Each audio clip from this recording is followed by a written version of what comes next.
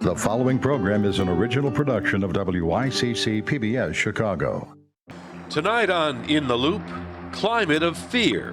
How President Trump's aggressive enforcement of immigration law is hurting some Chicago businesses. The day after the election, we started sensing a change. Target Chicago.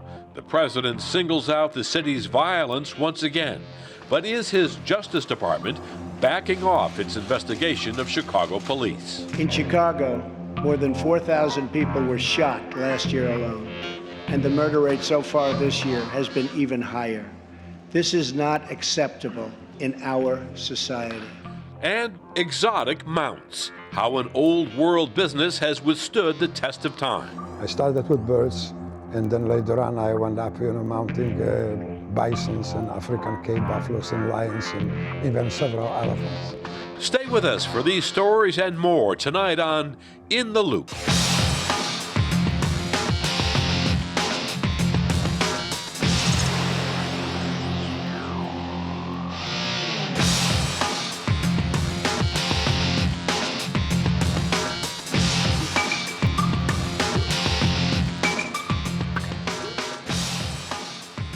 Good evening. I'm Chris Bury. Take a walk through Chicago's Little Village neighborhood tonight, and you'll notice things are a bit quieter than usual. Business owners report fewer people have been out and about since the election in November, and as a result, sales are down. They believe the Trump administration's Get Tough stance on immigration has created a climate of fear, one that will test Chicago's stance, supported by some churches and businesses, as a sanctuary for undocumented immigrants.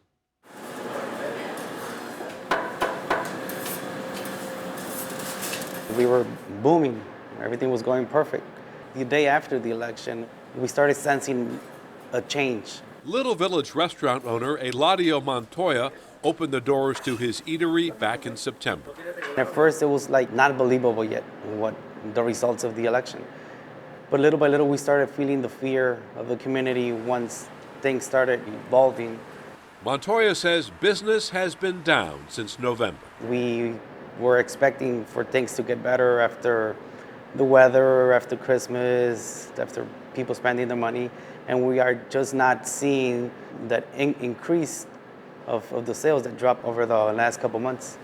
The story is similar at an auto repair business owned and operated for more than 20 years by Vicente Torres. In 26th Street, Little Village, my business is decrease the income and the car counts in my shop. I never see this in years. After 2 weeks before the election and 1 more later the elections, I see dramatic car count in my shop. Some weeks is like 20%, and some weeks is 40%. Little Village is often referred to as the Mexican capital of the Midwest. Census figures show about 20,000 immigrants who are in the U.S. illegally live in Little Village. President Trump's rhetoric about immigration and his recent executive order expanding deportations to include those who have committed even minor crimes have prompted many in Little Village to not even venture outside. It's not normal. When I read the paper or see the news, people are scared to drive the cars right now in the streets. And it's very hard to see people sometimes crying. They don't know what happened right now. Torres, a board member of the Little Village Chamber of Commerce, says 95% of business owners surveyed report they've been losing money since November. But some other businesses across Chicago, including Hopewell Brewing Company in Logan Square, are joining a movement to help undocumented immigrants feel safe. The recent election was definitely a wake-up call for a lot of us. Samantha Lee, co-founder of the company, has added Hopewell Brewing to a growing list of so-called sanctuary restaurants in Chicago. Being a sanctuary restaurant, or in our case a brewery, means that we provide a safe space and haven for folks who may feel threatened or who are scared in this current administration. Lee says the decision to join the sanctuary movement was more than just a personal one. It's personally very important to me, as a child of immigrants as well. But not just that, it's how we want to be in this world. As people and as a business, as responsible neighbors in our community, it just felt like there's no other way. On the city's north side, Lincoln Park Presbyterian Church is among the pioneers of the broader sanctuary movement in Chicago. Pastor Beth Brown leads the congregation. I think some people think that we should have nothing to say or nothing to do with anything that some people categorize as political. Right, all right. I do not categorize what's happening with immigrants right now as political. I would absolutely categorize that as a human rights issue. In a letter this week, Catholic Archbishop Cardinal Blaise Cupich said the church stands in solidarity with many of our parishioners who are deeply troubled by the recent executive orders related to immigration. But he stopped short of labeling the churches as sanctuaries. And the movement has its critics. Conservative talk show host Dan Proft says the sanctuary campaign is overblown. He argues that immigration laws should be enforced. The Republican or the conservative argument is people who are in this country who are violent felons, not just that they're here illegally, but they've also committed a crime and a violent crime, need to go. In his speech to Congress this week, President Trump highlighted the families of crime victims killed by undocumented immigrants. And during the campaign, he said many undocumented immigrants were murderers, rapists, and drug dealers. But several studies paint a different picture, showing that undocumented workers actually commit fewer crimes than native-born Americans. Nonetheless, critics of the sanctuary movement say it may be breaking the law. I recognize that people have come from all over the world to build a better life for themselves and their families, which is why America is the greatest, wealthiest country the world has ever seen. We want to continue to do that. But we can't do that if we don't enforce the law. Meanwhile, Little Village business owners, politicians, and residents gathered at a community meeting this week. They want to dispel false rumors about immigration raids and reassure neighbors that it's safe to come out and support struggling local businesses. I saw people in tears. I saw people packing because they were going to close the stores because they're losing so much business. So it's sad what's happening in our community. The business owners in Little Village want President Trump to hear their concerns and see firsthand what's been happening in their community. It's a great community. We are immigrants. We are making America great together. Please stop making our community live in fear. Fear is not going to help anybody. It's not helping our business. And if it hurts our business, it's going to hurt the economy. Our guests tonight are ready to tackle this story and more. We're joined by Ted Dabrowski, Vice President of Policy for the Illinois Policy Institute, Dominic Jordan Turner, President and CEO of Chicago Scholars, and Bonnie Allen, Executive Director of Chicago Lawyers Committee for Civil Rights. Hello and welcome, everyone. Ted, let me start with you. Is the Trump immigration plan backfiring if it's indeed hurting businesses in places like Little Village? Well, I think probably over time we're going to see that the rhetoric of the campaign is going to slowly die down. And I think we've already seen some of that, where Trump has said that he can support some kind of path to citizenship. So actually, he said a path to status, right? Legal status. He did not say a path to citizenship. Thank you. Legal status. So I think already that rhetoric is toning down. And I think, the sanctuary debate is a big one because, of course, Chicago is a city of immigrants. Both of my parents were immigrants to Chicago. So it's a big one. But I think one thing I want to point out is right now it's a big debate, but I think it distracts a lot from what's really happening in Chicago. I was speaking to a Hispanic friend of mine the other day, a pretty active person, and he said, sanctuary city? Right now for Hispanics, he said, the job climate is very poor, the crime rate's too high. The Chicago public schools are suffering, as we know, and taxes are going up and up. He says it's not a sanctuary city for Hispanics, and it's not a sanctuary city for the low-income people. So I think this gives us a real chance to say, hey, let's ignore that debate and let's focus on Chicago and make it the better city that it can be. But on the immigration issue, Dominic, is it clear that the new immigration crackdown has created a climate of fear in some Chicago communities? Absolutely, it has. And I work with some of the city's most talented young people, and that fear and anxiety is creating a path to just derail them from their path to success that we've promised them in that American dream. And so because they're anxious, they're not going to school, they're not coming to after school programs. And so we've promised them, you do the work and you will achieve that American dream. And those are the unintended consequences that I'm really afraid of as a result of this. Bonnie, what about the sanctuary movement here? We're seeing churches and businesses. Is this a backlash to Mr. Trump's immigration policy? Well, I think it's great that churches and restaurants are taking a stand for sanctuary, but we also need public policy decisions. You know, the mayor has declared Chicago a sanctuary city, but the reality is, what does that actually mean for people? We can't be deputizing law enforcement as ad hoc immigration officers. There's tremendous fear, as the clip showed. There's tremendous fear in the communities. People aren't reporting domestic violence. They're not reporting hate crime.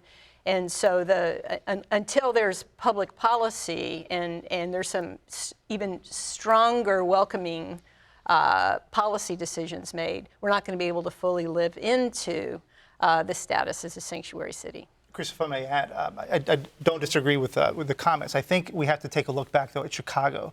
And over the last decade or so, things have been tough for the low-income community. We've seen over 50% of blacks who are 20 to 24 not have jobs or go to school.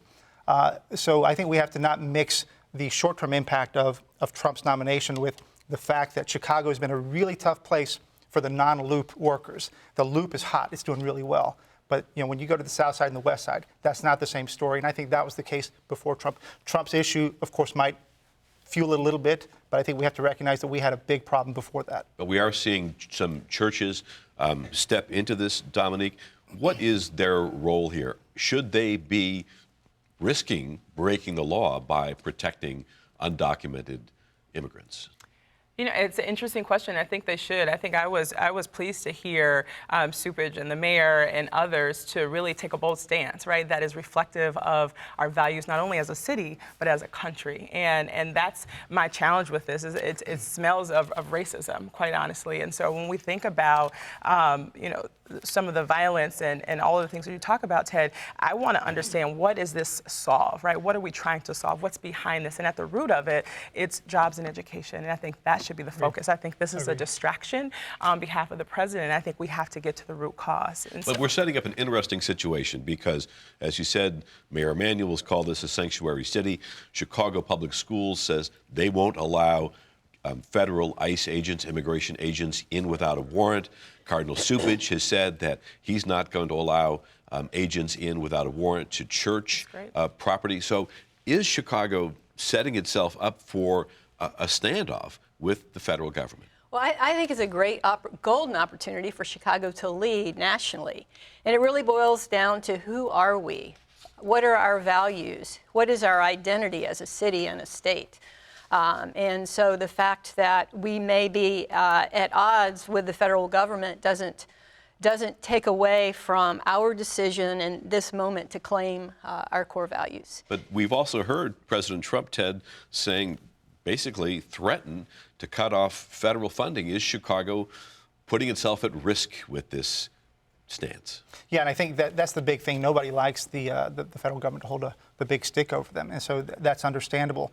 I personally don't think that eventually we'll get to that. There'd be a lot of lawsuits and a lot of mess. That's why I think over time, there's going to be some kind of compromise about how to handle I think the most violent offenders who might be immigrants, as opposed to there is no true definition of a sanctuary city, right? So this is something that's going to play out over time. In his speech to Congress this week, President Trump once again singled out Chicago. It seems like we can't go a day without the president calling out Chicago for its crime. But what should he really be doing about it, I guess, is the question. First thing he should do is come visit and put some boots on the ground to see what's happening. Because Congressman Rush apparently has invited him We'll see. A lot of people have invited him, and I think that's the challenge. I think when you step here in Chicago, you will see tremendous talent in every corner of this city, and that's the piece that is not shown in the media, not shown in the news. And I have a special, vantage point working with some of the city's most talented young people, and they're not from the Gold Coast, and they're not from the resourced areas. They're from some of the most under-resourced neighborhoods, and they are beating all kinds of odds to get to and through college and coming back here to start their careers. And so that's the powerful piece that we don't often see, that he needs to see and make some investments in that. When you talk about federal support, that's the kind of support we need of supporting organizations that are creating impact and change. One kind of federal support has been the Justice Department, which had issued a consent decree looking into the Chicago Police Department. This week, the new Attorney General, Jeff Sessions, said, quote, "We're going to pull back on this." What does that mean in practical terms? Well, I think it's a missed opportunity. And I think if President Trump were to come to visit and meet with local leaders, perhaps he could gain a greater understanding of the relationship between police accountability and reducing community violence. These are not separate issues. If we restore trust between police and communities, if we improve training and other systems, it's a win-win. The police department is stronger and more effective. Community trust is restored, and that has a correlation over time to reduce community violence. But These Ted, are not separate issues. For all practical purposes, does this mean that the consent decree is dead if the Attorney General is not going to enforce it? I mean, it sounds like it is. It's interesting that we talked about the immigration, now this issue. Here's a case where Trump is pulling back on his intervention of Chicago, and probably rightfully so, right? I think if Chicago has a police problem, or if they deem that they have one, they should fix it themselves and not have a federal intervention. But I think that the bigger issue is, look, we've got to support our police force. Chicago has a crime issue, and we have to be supportive of those people who put their lives at risk every day. Now, that said, that doesn't mean that the contract can't be improved. And I think we've seen, not just in the Fraternal Order Police contract, but in the CTU contract, too many times the unions have more power over the people they represent. And so what we've got to do is make sure that the contract doesn't have things that put the public at risk over and protect the union too much. Dominic, what about this? Sessions seems to be suggesting that crime is rising in Chicago because police have stepped back from enforcement.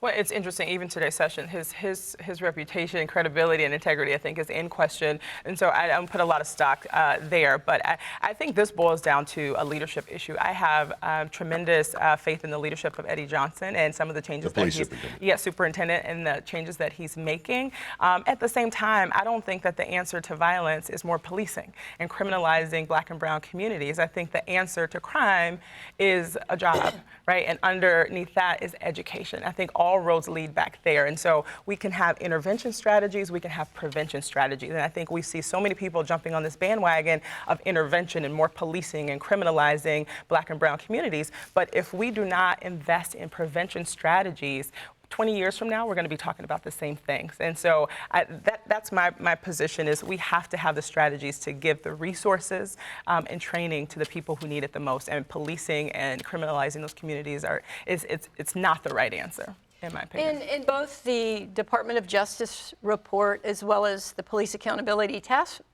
Force report acknowledge that the system is broken. The system is broken. We are so far behind other police departments across the country in terms of anything close to best practices, whether it has to do with training, promotion, the code of silence. And so to say that throwing more police on the street and backing off is not the answer.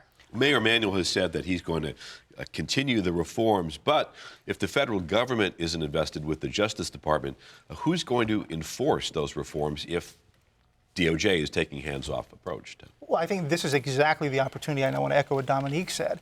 All this rhetoric and fighting with Trump should point at something that Chicago needs to do, and that's pull itself up. That's right. You've got a credit rating that is the lowest in the nation outside of Detroit. You've got the CPS crisis. You've got the crime crisis. You've got so many crises right now in Chicago, and this is one of the best cities in the world. And so what we should do is motivate ourselves, and that would mean put pressure on Rahm Emanuel to do what's right for the police contract and for other contracts as well. I'm glad you brought up the CPS crisis, because that is exactly where we're going next. Now CPS is saying that school may be out early this year, 13 days, which would put school out about June 1st. Is this a casualty, Bonnie, of the utter chaos in Springfield? Perhaps it is. It's certainly a symptom. I think the state of Illinois and the city of Chicago is overdue for reform. I think that we would all agree that reforms are needed. But we also need to make sure that reforms include everyone, and that reforms are not made on the backs of the poor and on the backs of communities of color. And so it's important that all voices are at the table. School funding is an example of, yes, we need more state funding. We also need CPS to look at itself in terms of internal reforms. Well, CPS apparently was looking to Springfield. There was talk of a grand bargain, which once again blew up in Springfield this week. So where does this leave CPS? Well, I think what this problem has been building at CPS for decades. So it's just coming to a head. It's a culmination of all the problems that they've had over the last couple decades. From not funding pensions for 10 years to some of the corruption issues they've had, to not taking care of their pensions properly. It's an ongoing crisis, and I think to Bonnie's point, and back to the same thing we said about the Chicago police, you've got to look internally and fix your problems. I think in too many cases, Chicago is blaming the outside world. They've got to fix themselves, and they've got to be assertive in doing it. Dominique, but where should Chicago look? If CPS isn't going to get any help from Springfield, and that looks increasingly unlikely, they've also filed a federal civil rights suit claiming that the funding formula discriminates against black and brown students in Chicago. Do you think that the Chicago Public Schools are more likely to get some relief in the courts than they are through the legislature? As many criticisms as people have of CPS, I think that's one of the things that they've done right, is to file this suit. I think it is a travesty that, depending on your race and your zip code, that is the indicator of the quality of education you're going to have, and that's what exists in CPS. I think what they've shared in this lawsuit is that students in CPS get 15% of the state education funding when they make up 20% of that student population, and that's inequitable and that's unjust. And I think if you did the numbers, and maybe I can refer to Ted to prove it out, but they say if we just got equitable funding, right, there would be a surplus, right? There would be a surplus of dollars. They've had to slash all of the enrichment programs that make a well-rounded education for students, and it's deduced to math and reading and test scores, and that's unfair and unjust. And so give us equitable funding for the students in the most vulnerable communities, and then let's have a conversation to see what else has to happen. But without that, I'm not sure what the right solution is. Yeah, and I think the problems are operated at a lot of different levels. I mean, the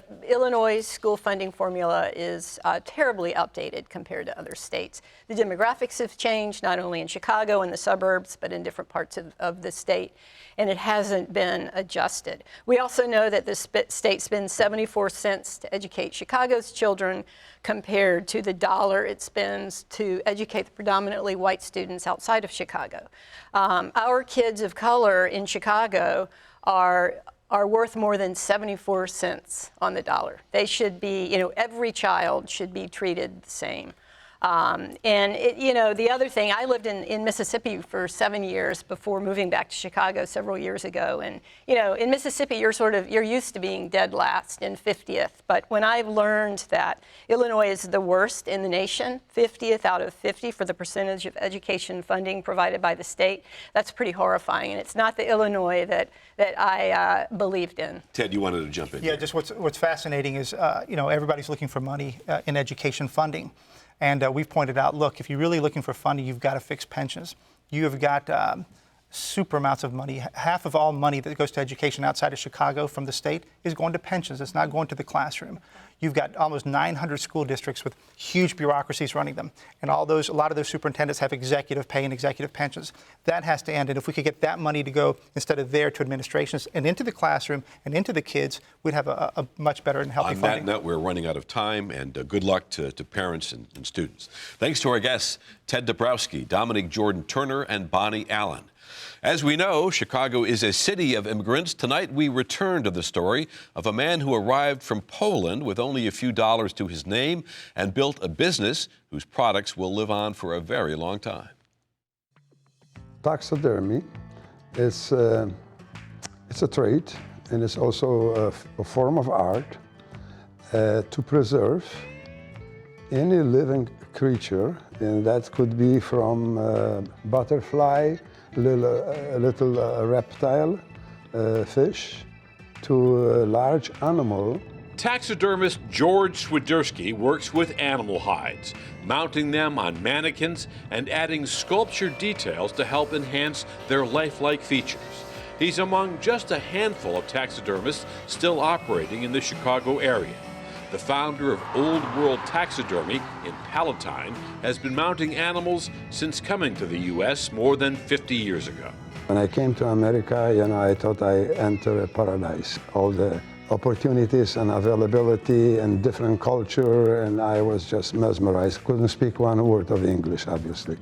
But that did not stop George Swiderski from earning a living.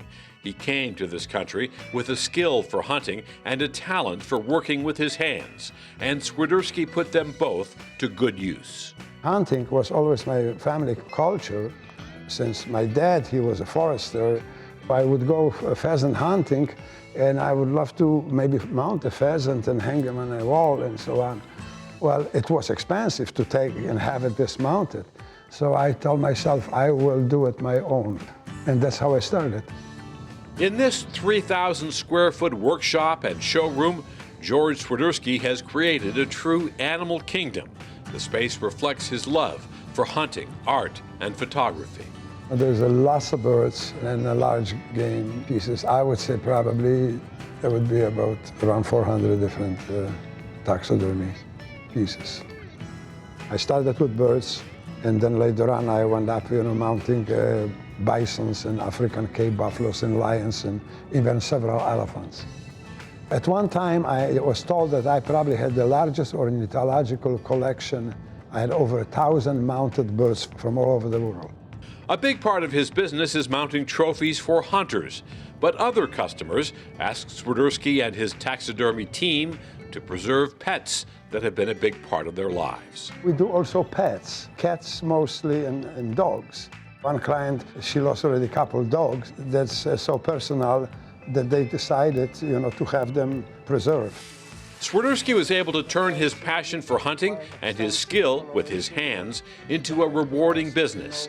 For a man who came to Chicago without money or fluency in English, George Swiderski says he has lived the American dream. There's very few people can say that experience something like this. Here, immigrant came, couldn't speak the language. I came, by the way, with $3 to America. George Swiderski has published a new memoir called The Forester's Son, One Man's Journey from Communist Poland to the American Dream. Well, that concludes tonight's show. You are now in the loop. To learn more about our program, our guests, and our stories, visit wycc.org and link to In the Loop. Until next week, I'm Chris Bury. Good night.